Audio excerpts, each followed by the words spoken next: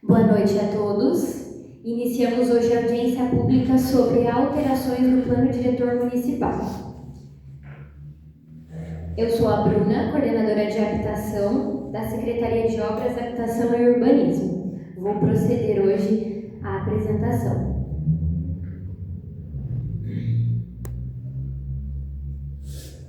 Na Lei 901 de 2021, o Plano Diretor Municipal, nós temos uma proposta de alteração. A alteração seria dos artigos 74, 76, 78, 80 e 82 dessa mesma lei, que dispõe sobre a zona rural no município. Os artigos em questão nomeiam as macrozonas. No município a gente tem, por exemplo, no artigo 80, trata-se da macrozona rural 1. A proposição é incluir o que está em verde no parágrafo único. Na zona rural serão permissíveis atividades condicionadas à prévia análise e aprovação pelos órgãos competentes, observados os critérios ambientais, institucionais e demais exigências legais aplicáveis. Antes não tinha essa informação no nosso plano diretor, então para ser emitida a certidão de uso e ocupação do solo pela Secretaria do Meio Ambiente, eles não estavam norteados sobre uma lei para poder emitir desses empreendimentos nas áreas rurais. Então essa é uma situação que a gente entende-se necessário definir, tá? Próximo. O artigo 82 é o mesmo texto, tá? Parágrafo único: na zona rural serão permissíveis as atividades condicionadas à prévia análise, só que aí é a macrozona rural 2. Próxima lei é a Lei 906, que é o Código de Obras, que impacta bastante nas construções para alvará e habite-se. A alteração é no artigo 21, que dispõe sobre o prazo de validade do alvará. O que acontece? Na nossa lei, hoje é só válido por um ano o alvará de construção. Tem pessoas que demoram mais que um ano para construir as residências. Então, quando ela vai lá solicitar o habite-se, já está vencido o alvará dela. Então, é interessante a gente estender esse prazo para 2 anos, para facilitar a questão de ficar remitindo guias, sendo que simplifica dessa maneira, tá bom? Próximo artigo é o parágrafo 3º do artigo 60, que dispõe sobre as características de rampa. Sobre a rampa, o artigo 60 ele traz que, por exemplo, você tem dentro do seu imóvel, você vai precisar fazer uma rampa. A partir de 1,5 metro do alinhamento predial, você tem que deixar em nível e depois executar a sua rampa. Então, a gente não vê como interessante manter essa exigência, sendo que o alinhamento predial para dentro é do terreno seu. Então, você pode construir da melhor maneira que você acha melhor. Se você precisar de uma rampa desde o alinhamento predial, com essa alteração você pode ser feita, tá bom? Sanitário acessível. Já propõe a alteração no artigo 143. Os sanitários acessíveis em edificações comerciais, na nossa lei, trazia que era necessário 2 sanitários acessíveis a partir de 100 metros quadrados.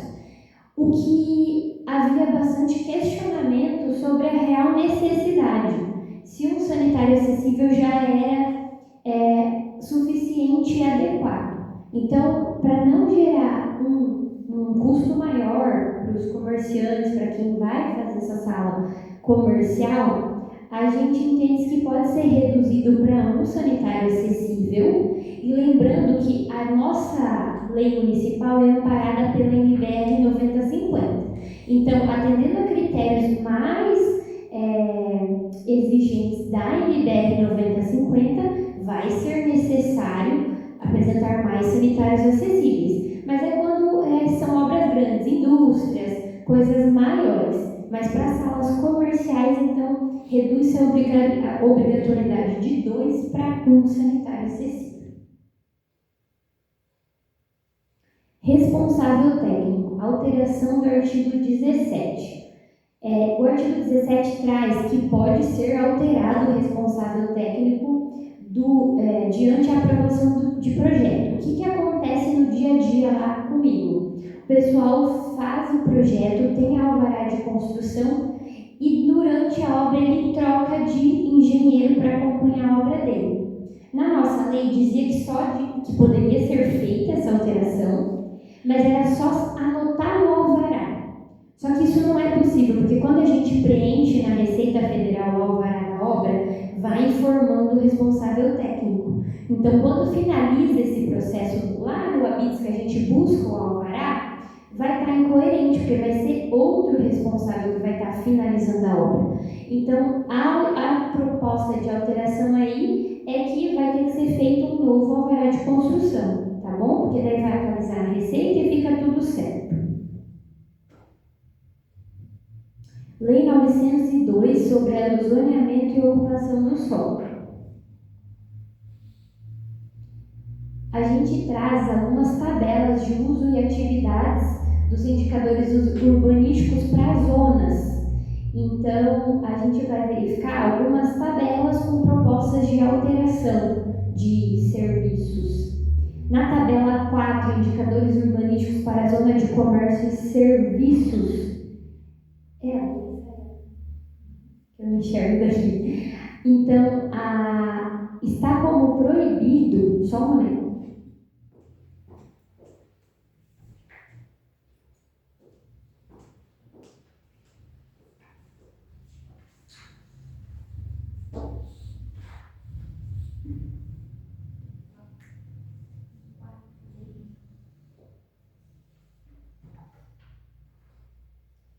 O I4, que seria a indústria 4, ela estava como proibida e a gente está trazendo na proposta para ela ser permissível.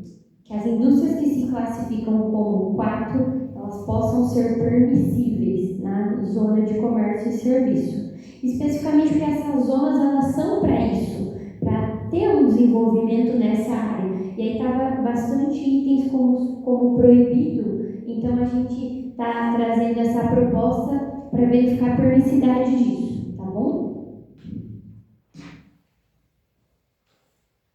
Explica a diferença de permitido e permissível.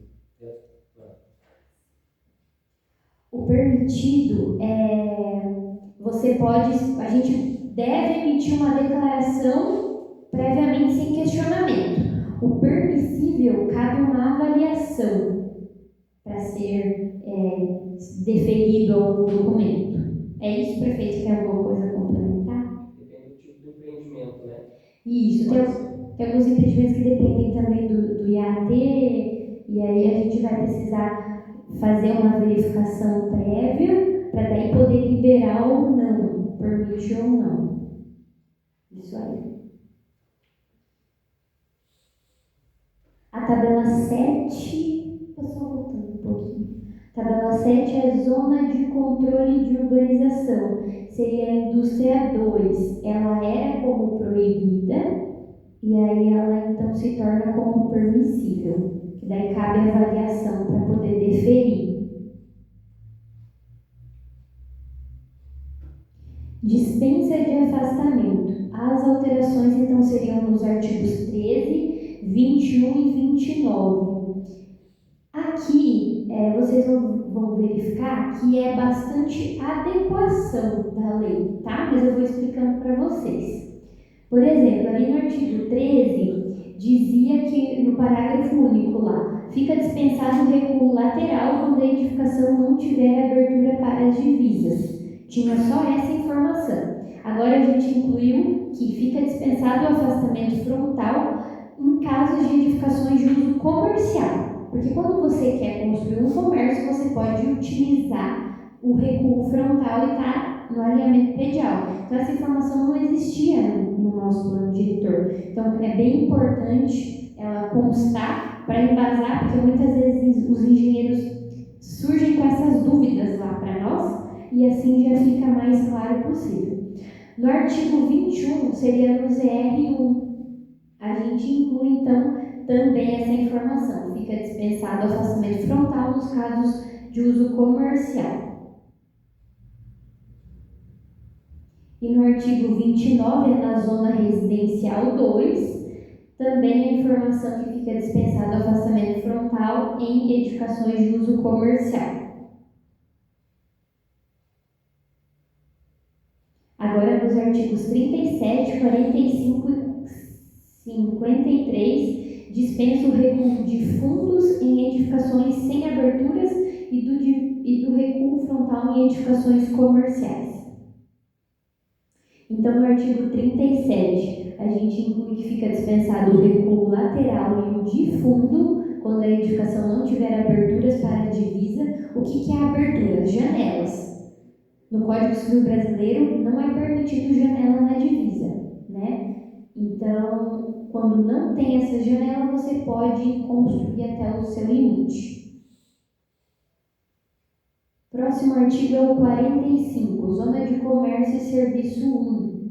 A gente inclui também que fica dispensado o recuo de fundos quando a edificação não tiver aberturas para a divisa. No artigo 53 também essa informação, que é na Zona de Comércio e Serviço 2.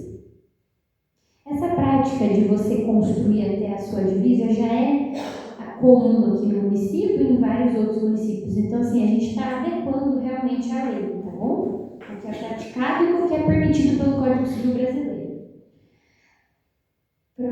Esse é o artigo 69, 77, 85 e 93. Inclui a dispensa dos recuos sem aberturas para a divisa e do recuo frontal em edificações comerciais. Vocês podem ver que são bastante artigos que falam sobre o mesmo assunto.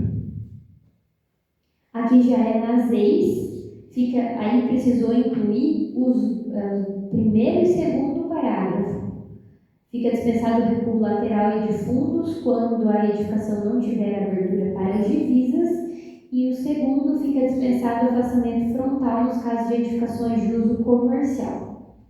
No artigo 77 também, no 85 também o mesmo texto, e o 93 também. O 101, que é a zona de urbanização específica, também os mesmos textos. Faixa não edificante, sobre a zona de comércio e serviço 2. Propõe-se, então, a alteração desse artigo. Hoje, trata-se do parágrafo único que cita que a zona de comércio e serviço 2, contestada para a PR 317, deverá compreender uma largura mínima de 30 metros além da faixa de domínio do DR. A faixa de domínio do DR realmente não pode haver nenhuma construção. Você pega o eixo da pista, 15 metros para um lado e 15 metros para o outro lado. Além da faixa de domínio, tem a faixa não edificante. Seria mais 15 metros para cada lateral. Então, a gente propõe que deve ser respeitada a faixa de domínio, mas a faixa não edificante, ela pode ser avaliada a possibilidade de redução dela. Porque muitas vezes acaba comprometendo a utilização desses imóveis que estão atestados para a PR 317, e assim a gente avalia, a comissão técnica do município pode avaliar essa capacidade de redução, tá bom?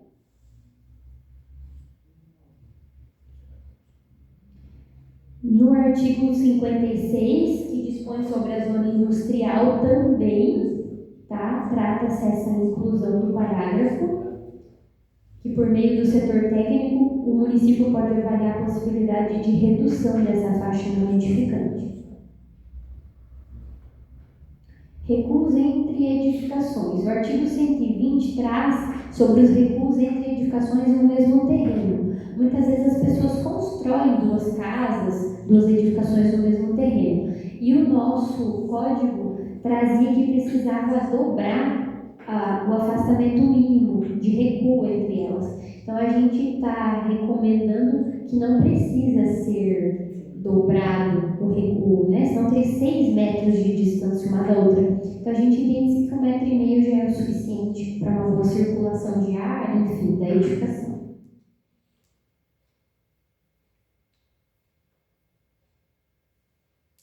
Mapa de zoneamento urbano. Propõe-se a alteração do mapa especificamente no perímetro da Zona Especial de Interesse Social e da Zona de Expansão Urbana.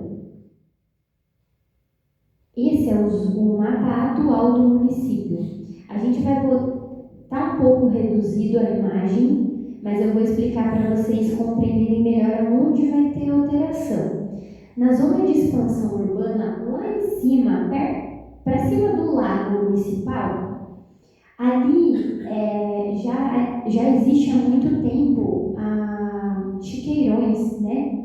O que a gente não entende como uma zona de expansão urbana para o município, tá? Porque já está consolidada há muito tempo e para ser implementado o loteamento ali, até tem uma questão que o IAT não permite loteamentos próximos dessa região por causa desse empreendimento, né? Então não há viabilidade de manter uma zona de expansão urbana naquela região. Então a gente propõe essa alteração e incluir a zona de interesse social, onde a gente vai remover do loteamento do Rodrigues e do São Francisco, que em 2022, salvo engano, foi implementado como zona de interesse social, mas não são mais de interesse do município, e aí vai ser alterado, pode ir para o próximo. Lá em cima, não sei se vocês conseguiram verificar a mancha do zona de expansão urbana que foi reduzido, eu posso ir lá perto para vocês verificarem. Vocês acham necessário? Dá para ver? Lá em cima, né? Perto do verde lá. Isso. E as questões de zona de interesse social então foram retiradas, que era no loteamento Rodrigues e no São Francisco, né? E implementado onde vai ser o loteamento do Frei Angelo Caru. Depois do Frei Angelo Caru também, que vai ser o loteamento social. Concordância entre textos. A gente foi feita uma audiência pública em 2024, foi 2024, e não teve uma concordância entre as tabelas e os textos. Realmente foi um erro que aconteceu. Então a gente traz aqui que vai ter essa concordância entre os textos e tabelas, tá bom? Como era bem extenso, a gente não colocou aqui porque era mais de 120 slides. Na última vez. A Lei 903, que é a Lei do Parcelamento do Solo, propõe a alteração do artigo 12. O artigo 12, ele trata sobre o licenciamento ambiental necessários para os parcelamentos de solo. Então, quando um empreendedor vem fazer o loteamento aqui no município, ele faz esse processo, ele precisa apresentar os documentos, as licenças emitidas pelo Instituto Ambiental Água e Terra, que é o IAT. Existem três documentos que são necessários para a gente poder aprovar um loteamento e finalizar ele, né? Então aqui a gente traz a proposta, fica sujeito a licenciamento ambiental trifásico expedido pelo órgão competente. Até foi uma situação que muitas vezes houve outras falas, mas no loteamento Florata aconteceu isso. Eles não tinham entregue uma documentação essencial do IAT para o município, e então por isso que foi alguns dias parado o loteamento e a gente não pôde aprovar, porque nós não podemos emitir uma licença sem essa licença do IAT liberando, concedendo o loteamento como ok, tá? Então houve aí esse processo, muitas vezes as pessoas podem ter falado de maneira diferente dessa, mas esse foi o principal motivo que teve esse tempo aí que o pessoal precisou aguardar. Mas agora já está tudo resolvido, foi emitido na semana passada o ABITSE, então, porque eles apresentaram para nós esse documento. Tá? Então a proposta aqui é no artigo 12 para incluir esse trifásico, para ficar bem explícito, para não ter uma má interpretação e um mau uso da lei do município, tá bom? A Lei 904 é sobre o sistema viário. o que a gente traz aqui como proposta de inclusão? É sobre o prolongamento das vias. No artigo 33, fala que a implantação de todas as vias em novos parcelamentos, inclusive as do sistema viário principal, deverão obedecer às diretrizes básicas de arruamento e são de inteira responsabilidade do loteador sem custos para o município. Aí trata o primeiro, o segundo e o terceiro parágrafo. No terceiro, fala que o prolongamento das vias consolidadas deverá obedecer à largura mínima para o tipo de via que ela for classificada. A gente traz uma proposta que fica excetuado o que está disposto no parágrafo 3º sobre os loteamentos de habitação de interesse social, localizados no entorno do loteamento habitacional Frei Ângelo Carum. Então, permite-se a continuidade do sistema viário existente, ainda que em desconformidade com os parâmetros dimensionais previstos nesta lei. O que acontece? Foi elaborado o projeto do loteamento de interesse social, de habitações, de comércio e serviço, nessa área ali atrás do Frei Ângelo Carum. Então, vai ter continuidade dessas vias e na via do meio faltou 30 centímetros para atender a lei atual do município. Era 6 metros a via mínima e ficou com 5,30. 5,70, isso, 5,70. Visto que foi mantido a questão de continuidade das ruas, das quadras, para não haver interferência e perda de lotes, de área habitacional, a gente traz aqui essa proposta que no loteamento de habitação de interesse social pode ser reduzida essa faixa. Porque a gente até também, o que aconteceu?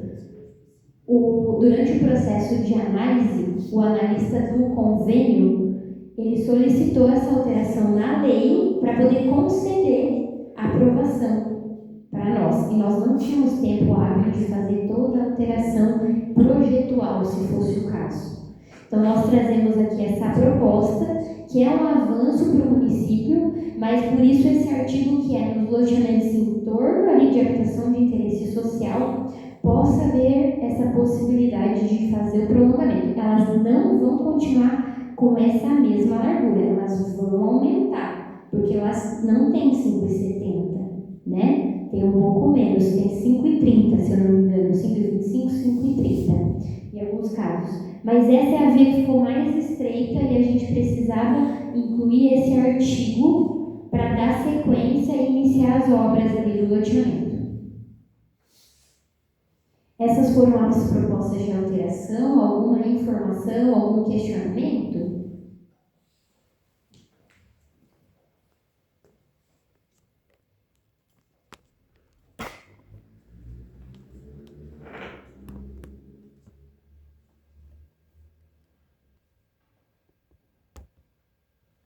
Finalizamos então a reunião? Todos de acordo? Encerrada então a audiência pública de alteração do plano diretor.